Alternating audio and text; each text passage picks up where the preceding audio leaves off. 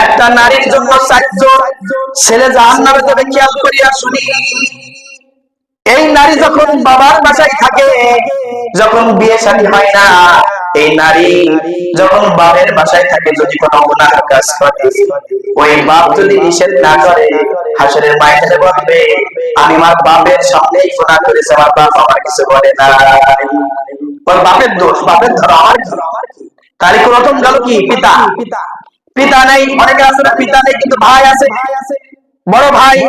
আরে বোন উলঙ্গ ভাবে চলাফেরা করে, টিকটক করে, নিজেদের শরীর দেখিয়ে টাকা ইনকাম করে, এরকম মনে হয় এলাকায় নেই নাকি? এই সমস্ত যারা করে, যারা নেটে ছবি দেয়, উলঙ্গ পেহা বানায় ইত্যাদি করে, যারা টাকা ইনকাম করে বা উলঙ্গ পেহা করা করে, বড় ভাই বোনের জিনিস দেখে আরো আনন্দ লাভ করে, আর বলে মনে জিনিসটা তো ভালোই পেয়েছে, নিষেধ করবে কি সেটা না করে বলেন কি উস্কানি দেয়। এই বড় ভাই বাপের অবসরে এই বড় ভাই ওই বোনের কারণে জাহান্নামে যাবে, বলে নাউজুবিল্লাহ। তাহলে কি গেল? পিতা গেল, বড় ভাই গেল। এরপর যখন তার বিয়ে হয়ে যাবে, সে স্বামীর ঘরে যখন যাবে, স্বামীর সামনে যদি কোনো গুনার কাজ করে, ওই স্বামী যদি তার নিষেধ না করে, আল্লাহর পথ যদি ফিরিয়ে না আনে, ওই স্বামী ওই স্ত্রীর কারণে ওই স্বামী জাহান্নামী হবে। বললাম আমার স্বামী তো করে নাই, এই আমার স্বামীর আগে ধরে আমি এই গুনার কাজ করি, আমার স্বামী তো বলবে তুমি এই কাজ করো না। এই স্বামীকে এই স্ত্রী এই মেয়ের কারণে, একই মেয়ে, বুঝতে পারছেন, একটা মেয়ের কারণে 4 জন পুরুষ জাহান্নামে যাবে। তার ভিতরে 3 নম্বর আছে স্বামী। যারা স্বামী আছে এবার কি করতে হবে দেখবেন।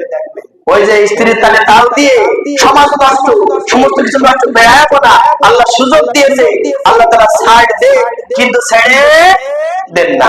প্রিয় আল্লাহর বান্দারা, 4 নম্বর পিতাও নেই, বড় ভাইও নেই, স্বামীও মারা গিয়েছে কিন্তু ছেলে আছে, ছেলে বোঝে। অনেক মা আছে ছেলের সাথে টিকটক করে, আছে কিনা? ফেসবুকে লাইভে যায়, কি একটা জামানা আমাদের উপরে চলে আসছে। এই ছেলে মাকে নিষেধ করে না যে মা এই কাজটা খারাপ, তুমি এরকম খারাপ পথে যেও না, খারাপ কাজ করো না, উলঙ্গ বেহায়া হও না।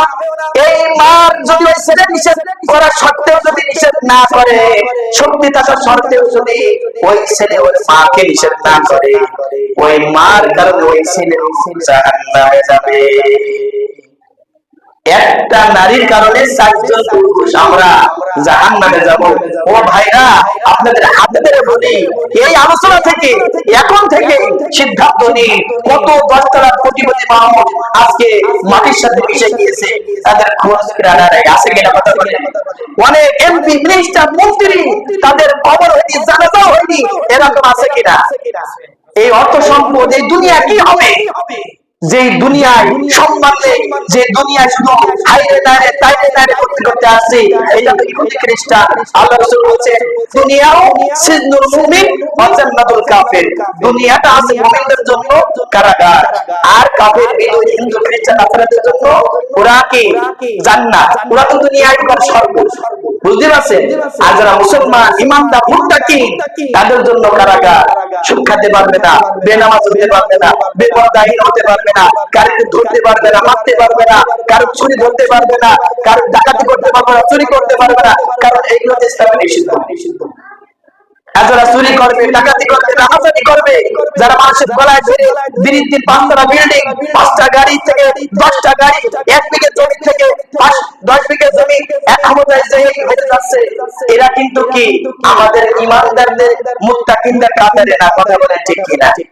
যে কথা বলছিলাম, একটা নারীর কারণে 4 জন পুরুষ জাহান্নামে যাবে, তার পিতা, তার ভাই, তার স্বামী এবং তার ছেলে। থেকে নিয়ত করেন, আল্লাহ আগামী যদি 1 সেকেন্ড সময় দাও, এই 1 সেকেন্ড থেকে আল্লাহ আমি ভালো হবো, আমার ছেলে মেয়ে, আমার স্ত্রী, আমার পরিবারে যারা আছে, আমি এদের প্রেসিডেন্ট, আমি শপথ করছি আল্লাহ আমি ভালো হবো, আমার পরিবারকে হালাল পথে চালাবো, তোমার পথে চালাবো। আজ থেকে কোরআন হাদিস বাদে একটু কষ্ট হলেও কোরআন হাদিস বাদে জীবন যাপন করবো না। বলেন আমিন।